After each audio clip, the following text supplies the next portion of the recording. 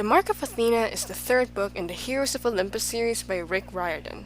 Also, it's a sequel to The Son of Neptune. Today, I'll be discussing, giving my opinions, and breaking down this book. As always, I will be giving a spoiler warning because this video will contain some major spoilers. And now, let's get started. I have to say that this book is so far my most favorite in the series. Compared to The Lost Hero and The Son of Neptune, The Mark of Athena has a just right pacing, the plot was more compelling, and the stakes go really high in this book. And because it's my most favorite, I'm rating it a 5 out of 5 stars. I've read this book for only about 2 days, despite the fact that this book has like 52 chapters. I practically flew through these pages while reading this book because I could not put it down. Unlike The Lost Hero and The Son of Neptune, however, this book has 4 perspectives instead of 3. The first perspective was for Annabeth Chase, the second for Piper Mclean, the third for Leo Valdez, and the last for Percy Jackson. So in this book, the 7 demigods are finally complete, and they are Percy Jackson, Annabeth Chase, Jason Grace, Leo Valdez, Piper Mclean, Hazel Levesque, and Frank Zhang. The Son of Neptune ended with Percy, Frank, and Hazel waiting for the Argo 2, and in the Mark of Athena, the Argo 2 finally arrives, and aboard are Jason, Leo, Piper, and Annabeth. So going into chapter 1, we had Annabeth's perspective, and personally, I was really excited to read her perspective because we've been reading about her for 7 books. And in this book, we finally see how she's been feeling about the things going on in her life, and how she reacts to them in her point of view. In this chapter, Annabeth has been organizing the crew on what to say to the Romans, and how they need to make peace with them in order to unite both Camp Half-Blood and Camp Jupiter. She also mentioned that she encountered her mother, Athena, a month earlier, and that Athena had given her the worst present of her life. Soon, the Argo 2 stops at Camp Jupiter, and the Romans gather around. Annabeth spots Reyna based on the description Jason had told her, and suddenly, she sees Percy. Then, one of my most favorite scenes in the entire Heroes of Olympus series happens. Annabeth remembers Percy and her dating before Hera took him and brainwashed him, and I'll just quote what the book says. They've been a happy couple for 4 months, and then he disappeared. During their separation, something had happened to Annabeth's feelings. They'd grown painfully intense, like she'd been forced to withdraw from a life-saving medication. Now, she wasn't sure which was more excruciating, living with that horrible absence or being with him again. Reading about this for the first time made me feel sad for Annabeth because I've never actually regarded what she felt ever since Percy's disappearance, how much she'd searched and searched through the world for him and literally counting the days, hours, and minutes he'd been missing and how much she'd missed him since. Also, I have to say that I love the detail that she had a crush on him when they were 12. Both Annabeth and Percy ran to each other. Percy threw his arms around her. They kissed, and for a moment, nothing else mattered. An asteroid could have hit the planet and wiped out all life, and Annabeth wouldn't have cared. This moment made me so happy inside for the two of them, and the next thing that happened had me laughing. Percy just pulled away from the kiss, and he just said, "Gods, I never thought." Then Annabeth grabs his wrist and judo flips him. Things get a bit awkward there, and Jason says, and this is Annabeth. Normally, she doesn't judo flip people. They get inside the forum of Camp Jupiter, and Reyna calls a toast of peace, and everyone discusses the events of the Lost Hero and the Son of Neptune. They come to an agreement that the Greeks and the Romans should combine forces to close the doors of death. I had to comment that both Reyna and Piper had a bit of tension throughout this meeting, mainly because Reyna had feelings for Jason, and at that time, Jason was in a relationship with Piper. Also, I found Octavian really annoying at the scene because he didn't fully trust the Greeks and thinks that the Argo 2 was really dangerous. So because of this, Leo leads him there to show him that it isn't. Annabeth and Reyna talks in private about Athena and Athena's Roman counterpart Minerva. Reyna says that there are no children of Minerva, and if there was a child, they would be artists and not warriors. This differs with Athena because Athena is also the goddess of war and war strategy. Annabeth also realizes that she had met Reyna on Circe's island, where she and Percy accidentally destroyed their house. Reyna also mentions that a demigod son of Athena came to the island one day and was mumbling about the Mark of Athena. Reyna does not understand what it is, and an explosion happens.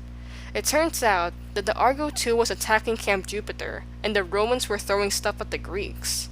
Octavian yells that Leo was setting aim at Camp Jupiter, and the 7 managed to escape on the ship, and Leo is seen reloading and firing.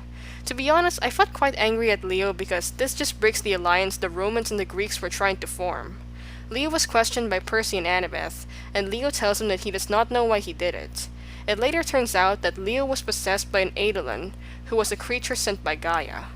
The ship needed repairing, and Leo and Hazel are tasked to get celestial bronze. And while finding it, they came across Echo and Narcissus, and I think this scene is by far one of the most hilarious scenes in the entire Heroes of Olympus.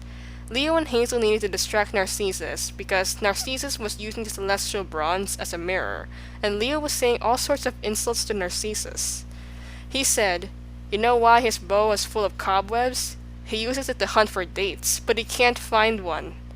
Narcissus is a loser. He's so weak, he can't bench press a Kleenex. He's so lame, when you look up lame on Wikipedia, it's got a picture of Narcissus.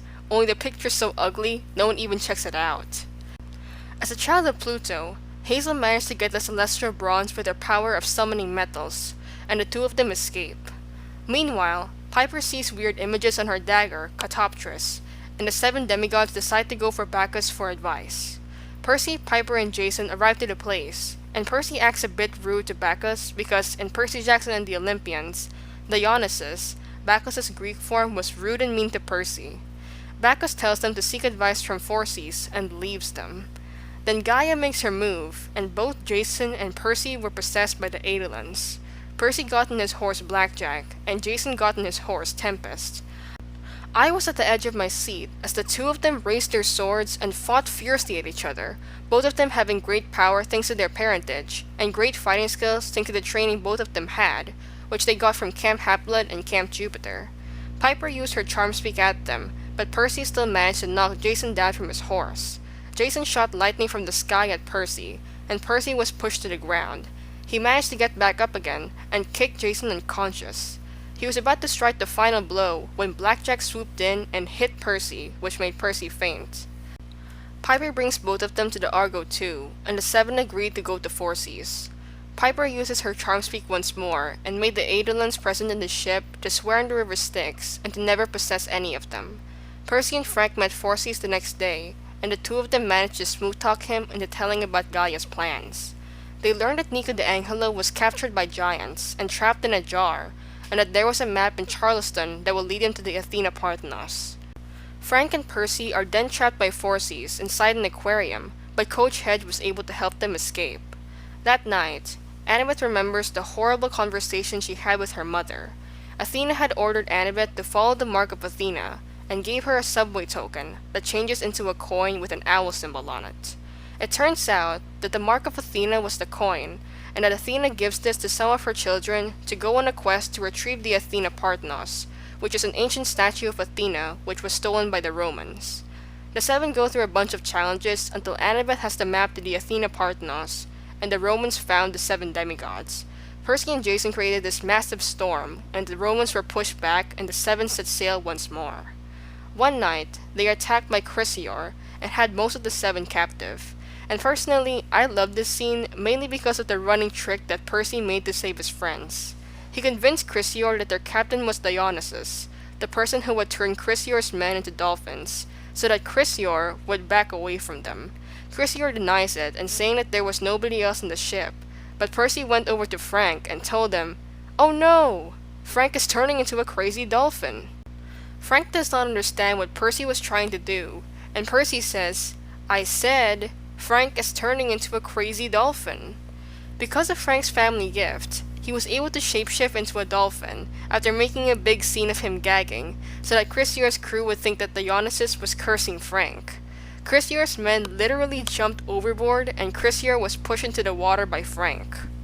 The seven demigods arrive at Rome, and Annabeth, with the map to the Athena Parthenos, goes on her own to follow the Mark of Athena. While Annabeth is doing this, Leo, Frank, and Hazel are trapped underground by Gaia, and Percy, Piper, and Jason are in the search for Nico. After nearly drowning because of the Niphium, the three of them meet up where Nico was being held captive. And this scene is my most favorite in the book. The twin giants Otis and Ephialtes dropped Nico from the jar, and Percy does not know whether Nico was still alive after all those days without food or water.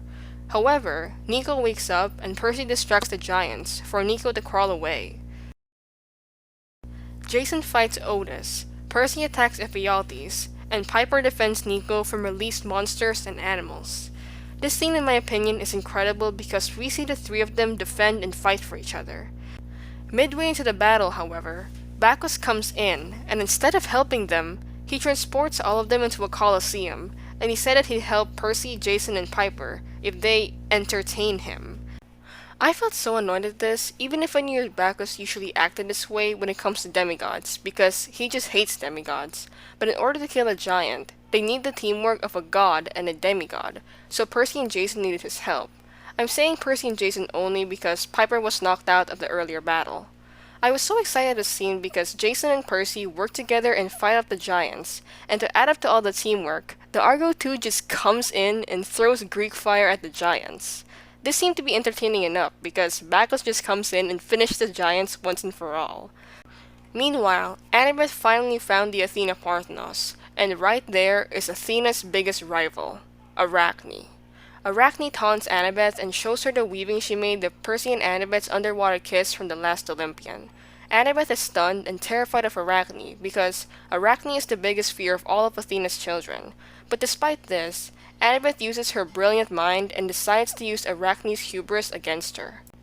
Annabeth tells Arachne that she is the new architect of Olympus, and that she can display her tapestries on Mount Olympus, which would be a great insult to Athena. At these words, Arachne was falling into Annabeth's trap, and Annabeth managed to convince her to weave a giant Chinese handcuff on herself. Arachne was trapped, and at that moment, the Argo 2 burst through the ceiling and the whole place was falling apart.